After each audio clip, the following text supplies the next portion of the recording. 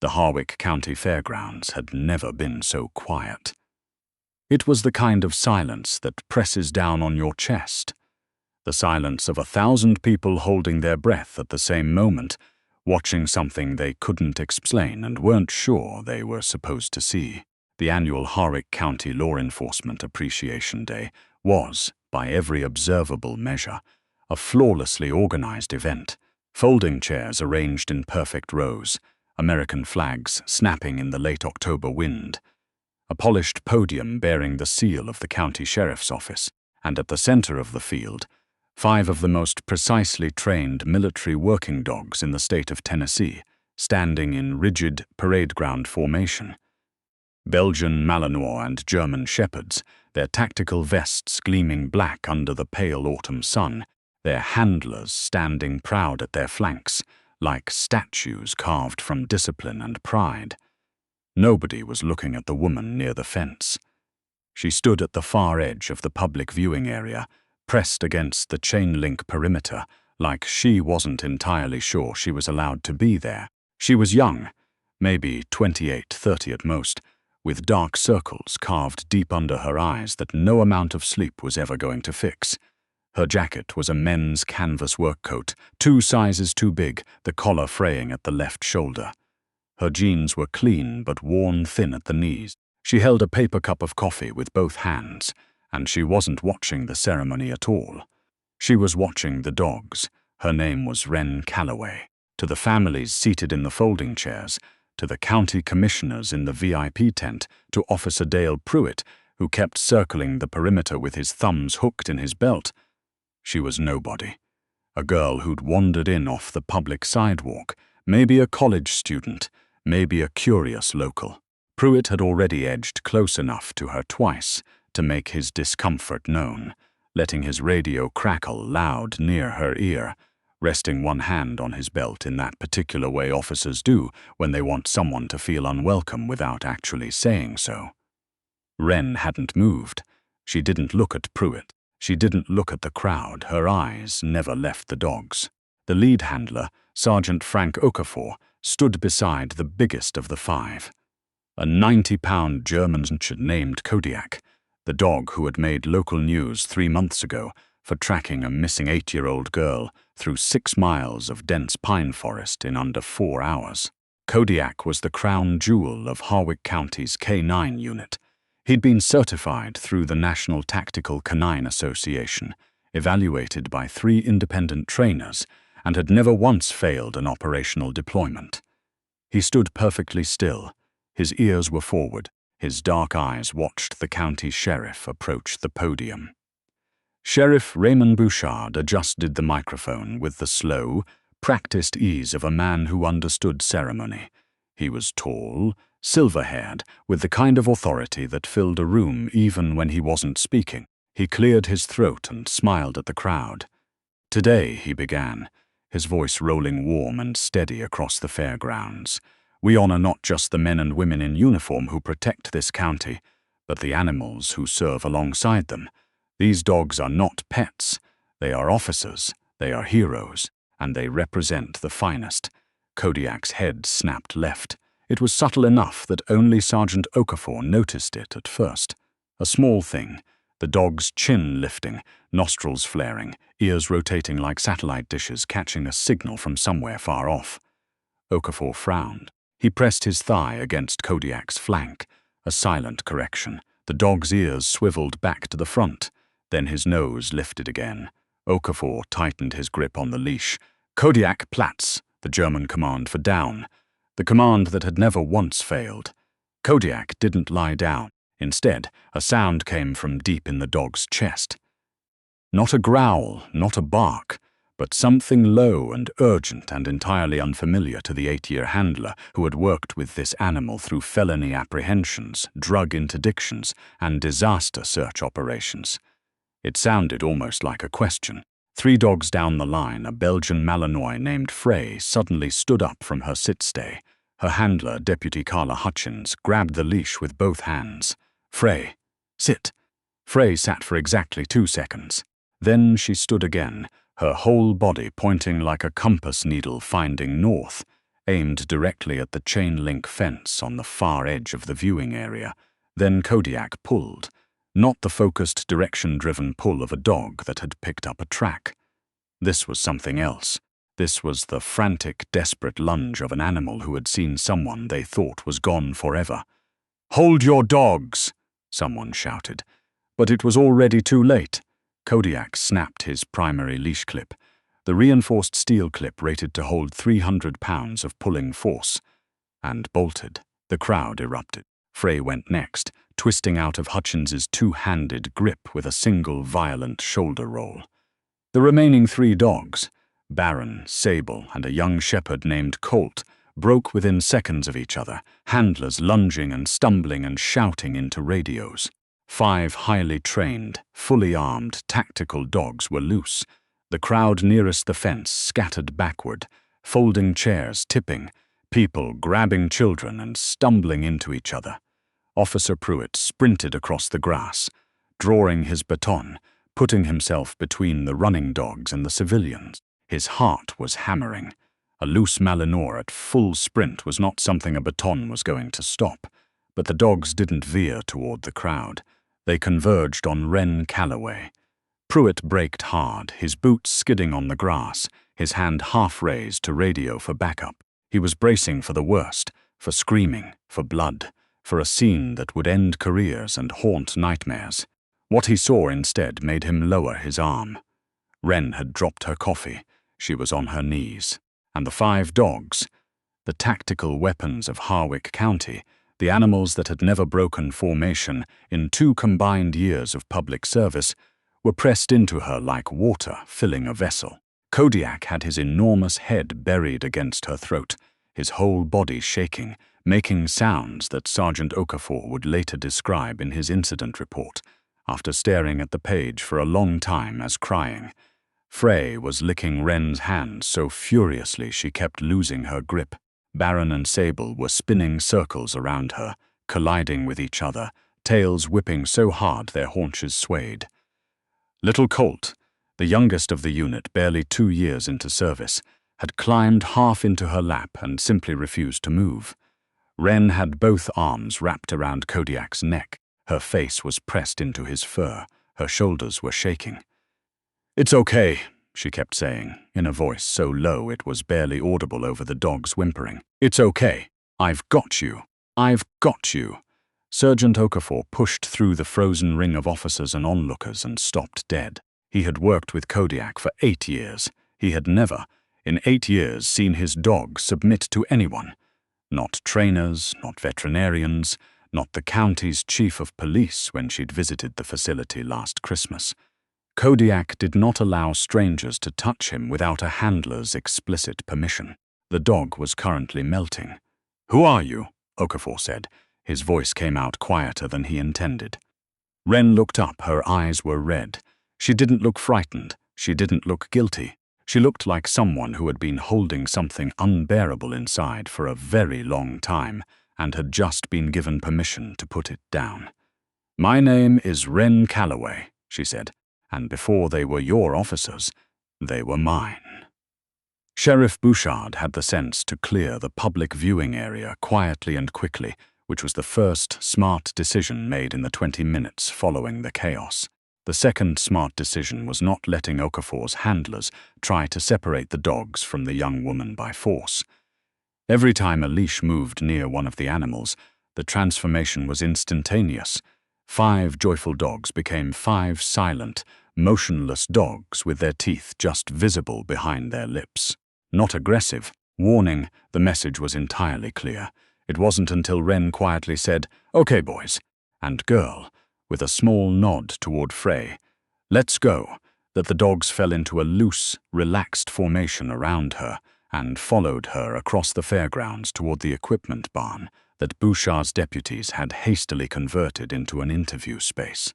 The sheriff, Sergeant Okafor, and a deputy named Sal Menendez followed at a distance of about 6 feet, which felt somehow like the appropriate interval.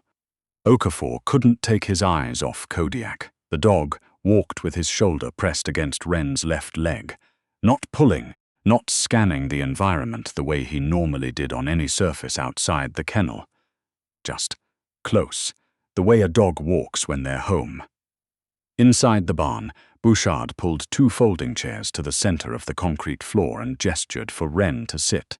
She did, and immediately Kodiak posted himself between her knees, chin on her thigh. She rested her hand on his head without thinking about it, the way you'd reach for a glass of water, automatic, without calculation. Bouchard sat across from her. He was trying to look composed. He almost managed it. "Monsieur Calloway," he began, "I need you to understand the position we're in.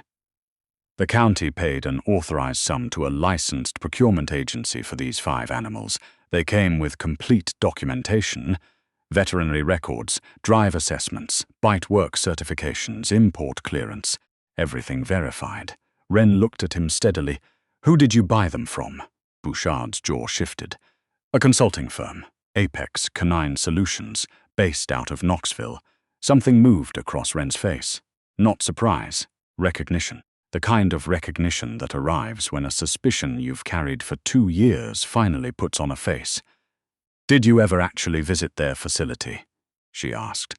Bouchard was quiet for a moment. "Their documentation was impeccable," he said. Wren reached into the inside pocket of her oversized jacket and pulled out a small accordion folder, the kind you could buy for $2 at any office supply store, held shut with a rubber band. She placed it on the empty chair beside her. "I ran a rehabilitation kennel," she said. "The Hollow Creek Canine Recovery Program. Not a fancy name. It wasn't a fancy operation. I had 11 acres outside of Alderton, 40 minutes north of here. I'd been running it since I was 24 years old, started it myself, with a business loan I haven't finished paying back and a $300 Facebook fundraiser." A brief, tired smile. "I took in dogs that other programs had written off. Bite history, severe trauma responses, PTSD from fighting operations, from abuse situations, from bad early training. Dogs that shelters would euthanize inside 72 hours because they were listed as dangerous." She looked down at Kodiak. Her thumb moved slowly behind his ear. "You know what a dog looks like when it's been starved and beaten for the first year of its life?" she asked. Her voice was very quiet. "They flinch when you move too fast. They won't eat in front of you. They sleep facing the wall because they can't stand having their back exposed." She paused. "Kodiak. You call him Kodiak. His name was Scout. I found him at a shuttered breeding operation in Rutherford County. He was 18 months old and 40 pounds underweight. He would not let a human touch him for the first 3 weeks. I used to just sit in his enclosure and read out loud. Nothing else. Just be there until he decided I wasn't a threat." Sergeant Okafor sat down on a hay bale near the wall. He had stopped taking notes. "Frey came from a police department in Kentucky that was shutting down its canine program and couldn't place her," Wren continued. "She had a documented bite incident with a trainer who'd been using a shock collar without proper conditioning. It left her reactive to any fast motion on her left side. I spent 4 months teaching her that a hand moving fast wasn't always a hand about to hurt her." Wren paused. "Does she still flinch if someone comes at her left side too quickly?" Hutchins, who had slipped in through the barn's side door at some point, said nothing for a moment. Then, yeah, she does." Wren nodded. "I know." Bouchard leaned forward. "Messieurs Calloway, if these animals were in your care, how did they end up with a procurement agency in Knoxville?" The barn got very still. Wren took the accordion folder off the chair and opened it carefully on her knees. She sorted through papers with the steady, deliberate motion of someone who had organized these same documents many times. Maybe late at night, alone, going through them again and again, looking for something she'd missed. 14 months ago, I was contacted by a man named Gordon Fisk. He said he was a regional director with a federally affiliated canine training nonprofit called the American Working Dog Cooperative. He told me the program was looking to partner with independent rehabilitation specialists to evaluate high-drive rescues for potential law enforcement placement. She found the paper she was looking for and held it up briefly. A letter on clean letterhead with a logo, a federal-looking seal. It sounded legitimate. It had a website. It had a physical address in Nashville. It had a phone number that went to a real receptionist. The nonprofit doesn't exist, Okafor said. It wasn't a question. The nonprofit doesn't exist, Wren confirmed. I found that out 6 weeks after Gordon Fisk and 2 men with a livestock trailer came to my property, with a court order stating that Hollow Creek Canine Recovery Program was operating in violation of the Commercial Animal Dealer Act, and that all animals on the premises were to be seized pending investigation. She stopped, breathed. I called my county extension agent. I called an attorney I couldn't afford. I called the State Animal Control Board. The court order was real. It had a real judge's signature on it. I didn't find out until much later that the case number on the document pointed to a dismissed civil matter from 4 years ago in a different county. Bouchard's expression had gone very flat. "They took all 5?" he asked. "They took all 7 I had at the time." Wren's voice didn't waver, but her hand, the one on Kodiak's head, pressed a little harder. "I've been looking for the other 2 for 14 months. Scout Gak?" I recognized him from a news clip. There was a story on the local news about the Harwick canine unit. They showed a training demonstration. He was doing a building search exercise, and he found a decoy handler behind a water heater. A small, involuntary sound, almost a laugh, almost not. He always loved tight spaces. He used to fit himself under my desk when I was doing paperwork. A 90-pound dog folded under a writing desk, and somehow completely convinced it was normal. For a moment, the only sound in the barn was the rhythmic noise of Frey working her way methodically along the baseboards, nose down, tail still moving. "The man," Bouchard said carefully. "Gordon Fisk. I gave everything I had to a private investigator 8 months ago," Wren said. She reached back into the folder and produced a second document, a typed report, the ink slightly smudged on the left margin the way printouts get when the ink cartridge is running low. His real name is Gordon Fisker. He has 2 prior fraud convictions, one in Georgia and one in Virginia, both involving fraudulent animal placement schemes. He has at least 4 known aliases. He's currently operating out of Knoxville under the name of a company called Apex Canine Solutions. She set the paper on the empty chair beside her. "I believe he sold my 5 dogs, animals I had spent between 8 months and 2 years rehabilitating, to your procurement office for a combined price I'd estimate somewhere between $80,000 and $120,000. Nobody spoke. Sergeant Okafor looked at his hands. He thought about the day Kodiak arrived at the facility, a ferocious, coiled, explosive animal that the procurement documents described as a product of elite European protection sport training.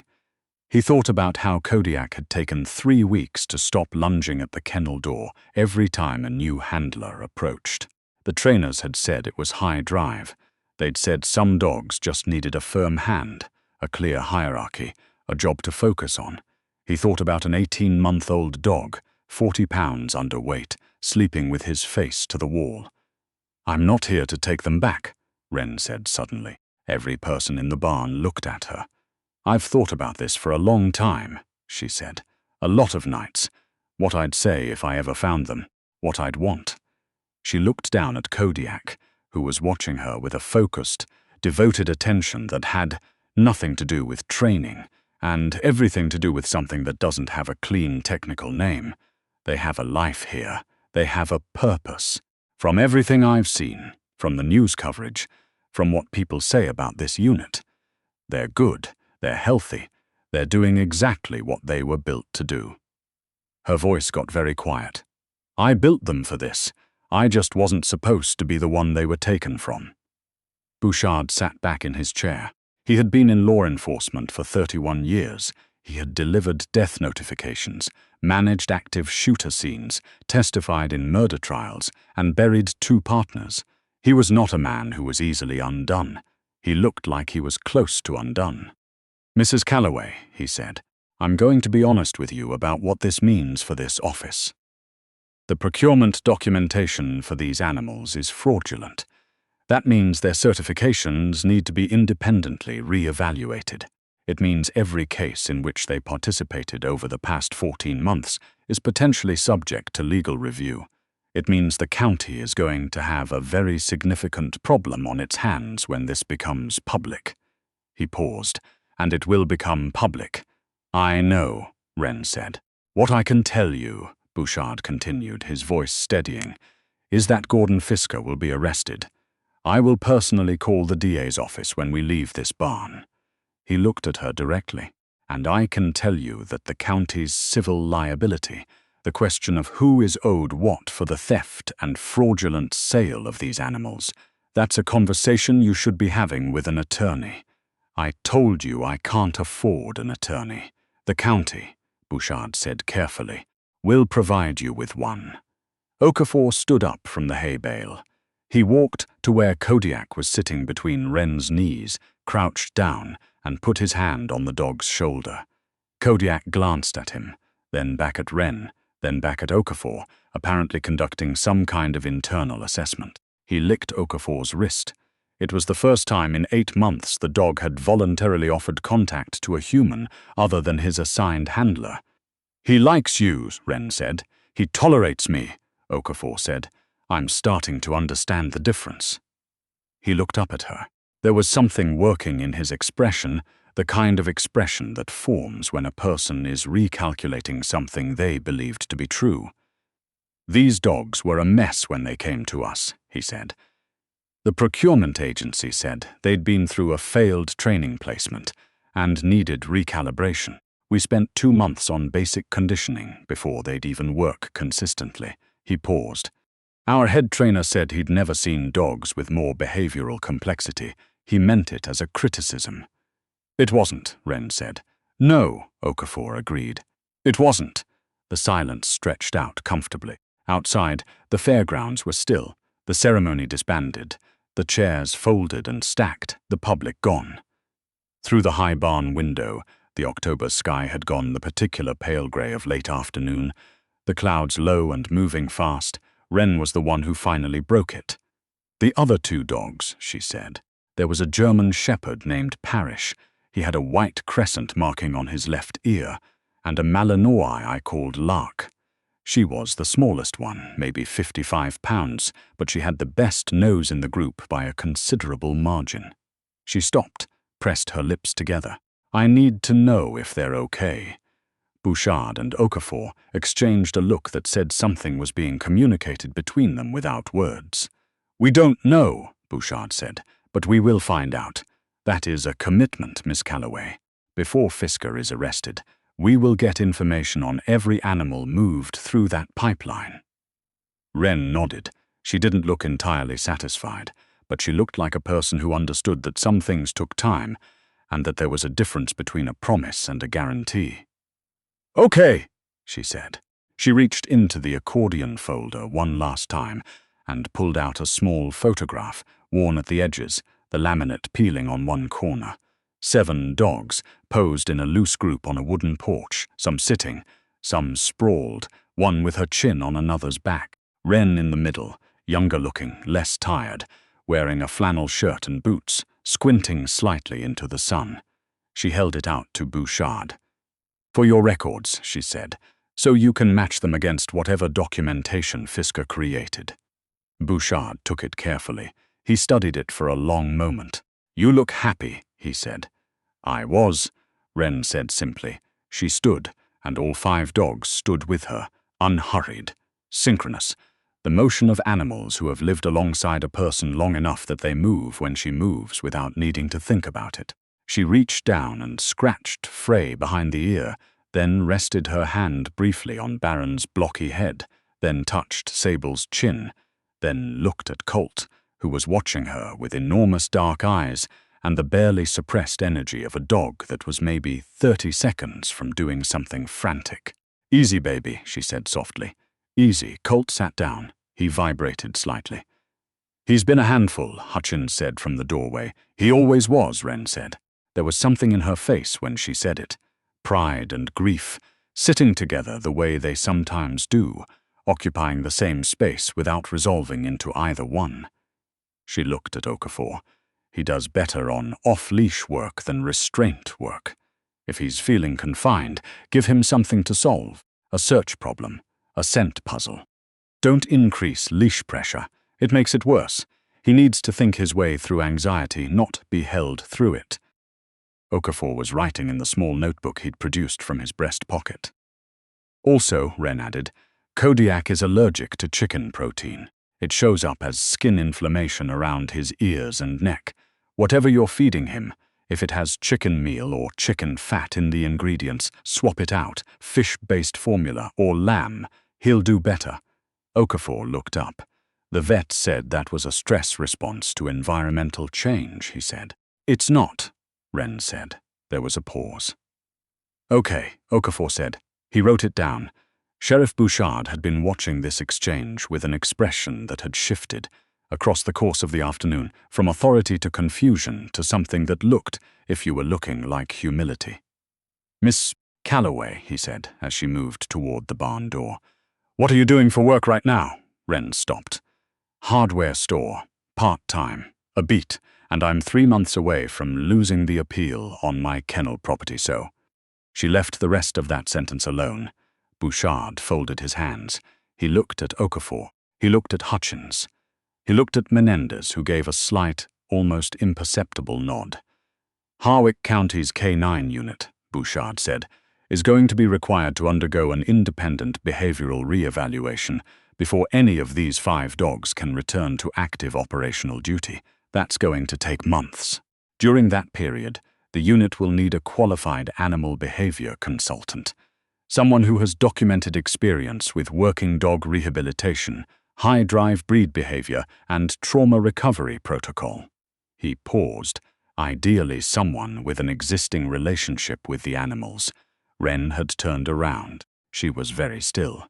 The position is salaried, Bouchard continued, full county benefits, a vehicle, and there is a facility on the north end of the county property, an old training barn and about 8 acres of fenced land that has been sitting empty since the previous contractor ended their lease. The barn was very quiet. You're not serious, Wren said. I am extremely serious, Bouchard said. I want to be clear, this is not charity. The county needs someone who can get these dogs back to full certification. What you just told Sergeant Okafor about Colt and Kodiak in the last 4 minutes was more operationally useful than anything we got from the procurement agency's training records. He picked up the accordion folder from the empty chair. And this, he said, tapping it lightly, goes to the DA's office today. Wren looked at the dogs. Kodiak had stayed beside her when she stood, and he was still there, shoulder to her leg, looking up at her with the focused, patient attention of an animal who had no doubt about where he was supposed to be. She crouched down to his level. She took his broad face in both hands. What do you think? She said softly. Kodiak's tail moved once. A slow, deliberate wag, the kind that means something different than the frantic joy of reunion. The kind that means, I'm here, I'm okay, we're okay. She pressed her forehead to his and closed her eyes for a moment. Then she stood up. Okay, Wren Calloway said. Tell me about this barn. Gordon Fisker was arrested at his Knoxville apartment 11 days later on charges of felony fraud, grand larceny, and violations of federal animal commerce statutes. The investigation, once opened, moved quickly. 3 additional law enforcement agencies across Tennessee and Georgia identified fraudulent procurement contracts tracing back to the same shell company structure. The total estimated fraud exceeded $400,000. In the discovery process, both Parrish and Lark were located. Parrish with a private security contractor in North Carolina, Lark with a detection dog program in Alabama. Both animals were returned to Harwick County within the month, pending civil resolution. They found their way to Wren without needing to be led. She was standing in the open doorway of the North Facility barn when the transport van pulled up, and Parrish came out first, nose lifted, and then he simply stopped, the way a dog stops when something in the air makes perfect sense, and then he was running. And Wren was already on her knees in the gravel, and the sound she made when he reached her was not something any of the deputies standing nearby were going to forget.